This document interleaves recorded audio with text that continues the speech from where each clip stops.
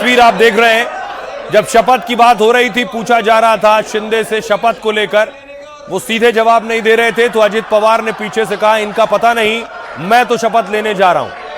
और अजीत दादा पवार साहब भी कल डिप्टी सीएम से पद की शपथ लेंगे। अरे भैया अभी तो कहा, देवेंद्र जी ने भी कहा, मैं भी कह रहा हूँ, रुको थोड़ा, अभी शाम तक रुको, अभी कल शपथ ली है ना, उनका समझ में आएगा, मैं तो लेने वाला हूँ। तो अजित पवार ने कहा मैं तो शपथ लेने वाला हूं। अब आपको बारामती लिए चलता हूं। यह अजित पवार का लोगों के साथ एक संबंध और रिश्ता दर्शाता है कि पूरा बारामती देखिए जरा, वहां पहुंच गया है। अंतिम दर्शन के लिए उनका पार्थिव शरीर रखा गया है। परिवार के लोगों का उनके लिए एक भावुक क्षण है। अजित पवार बहुत लोगों से कनेक्ट करने वाले, लोगों से भावनात्मक रूप से जुड़कर रहने वाले नेता थे, और ये भीड़ खुद बता रही है। और अजित पवार के बारे में कुछ खास बात आपको बताऊं।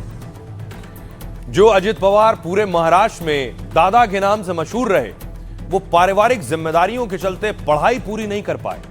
अजित पवार ने बीकॉम में दाखिला लिया और पढ़ाई भी की, लेकिन एक सेमेस्टर बाकी रहने के चलते उन्हें डिग्री नहीं मिल पाई। पढ़ाई भले अधूरी रही, लेकिन राजनीति में उनकी मजबूत पकड़ थी। महाराष्ट्र में सबसे ज्यादा 6 बार डिप्टी सीएम रहने का रिकॉर्ड बनाया। सीएम पृथ्वीराज चौहान हो, फडणवीस हो, उद्धव हो या शिंदे, डिप्टी सीएम वो हो, शिंदे हो, डिप्टी सीएम अजित पवार ही रहे। किसी और पार्टी का कोई नेता ऐसा तालमेल कभी नहीं बिठा पाया। राजनीति के गुर उन्होंने अपने चाचा शरद पवार से सीखे। कुछ समय तक शरद पवार के पर्सनल सेक्रेटरी रहे। 1982 में एक शुगर फैक्ट्री बोर्ड में शामिल होकर सियासत में आए। अजित पवार पहली बार 1991 में बारामती से सांसद बने, लेकिन बाद में चाचा शरद पवार के लिए सीट छोड़ दी। 1995 में बारामती से पहली बार विधायक बने और फिर 7 बार यहीं से विधायक चुने गए। लेकिन 2023 में चाचा की पार्टी एनसीपी तोड़ी, 30 विधायकों के साथ शिंदे सरकार में शामिल हो गए और एनसीपी और इसके चुनाव चिन्ह पर दावेदारी ठोक दी।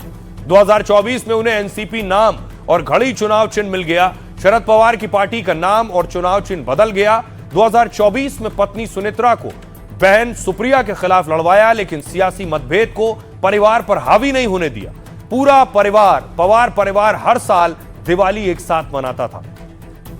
सुनिए जरा इस पर सियासतदान क्या कहते हैं। सब जनता आज में हमने वहां देखा कि हजारों लाखों लोगों की भीड़ जो अजित दादा कहकर पुकार रही थी। ऐसे समय में ऐसी राजनीतिक बात करना ये बहुत ही दुर्भाग्यपूर्ण है, और ऐसे इस घटना की किसी ने भी राजनीति करना ये उचित नहीं है। महाराष्ट्र ने एक कुशल नेतृत्व को खोया है। मराठा होने के नाते एक कुशल मराठा सैनिक आज हमारे बीच में नहीं रहे। भगवान से प्रार्थना है कि उन्हें शांति, उनकी आत्मा को जरूर मिले। अजीत पवार जी का जाना और इतनी खराब दुर्घटना के साथ बहुत बड़ा नुकसान है ये महाराष्ट्र की राजनीति का भी और देश की राजनीति का भी। तो आज का दिन दुर्भाग्य का दिन है। इतनी बड़ी दुर्घटना शायद हम पिछले दशक में ऐसी दुर्घटना कभी हमको दिखने को नहीं मिला। ये दिल को दहला देने वाली दुर्घटना है। अपने नेता का बचाव करने के लिए और अपने नेता का बचाव करने के लिए वो खड़े रहकर जो जवाब एक्सपेक्टेड होता था, तो वो जवाब वो खुद देते थे।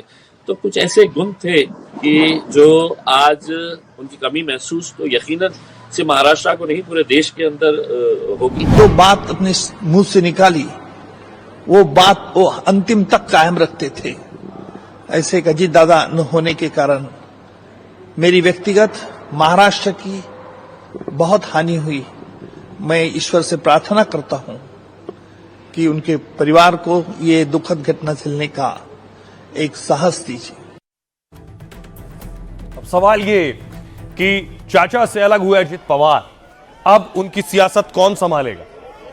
परिवार में बहुत से लोग हैं जो सियासत से जुड़े हैं। ये रोहित पवार की तस्वीर आप देख रहे हैं। रोहित अपने आंसू रोक नहीं सके।